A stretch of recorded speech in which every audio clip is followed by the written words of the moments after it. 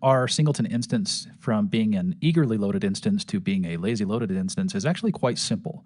Currently, it's eagerly loaded because on line 5, we're creating a new instance whether or not we use this. So all we need to do is grab this code.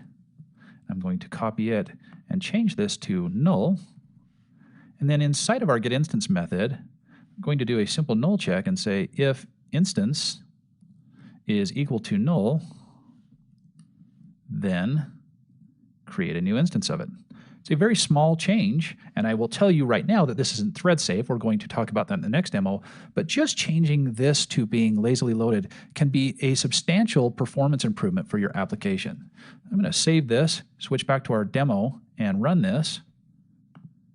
And you'll see that it runs and executes exactly how we thought it would and returns back our object addresses being the same across our original instance and our another instance. The difference here is just simply that we check to see that it's null and spool up that new instance. I've seen in large applications where we have a very slow startup because we're eagerly fetching all of those instances at the startup of our application. This will help it to where your app comes up quicker and it's not such a memory hog when you're starting to spool up the application. It only uses what it needs. So this can be a substantial improvement to your code and the performance of your code, which seems counterproductive where you're lazily loading it. Let's now look at making this thread safe.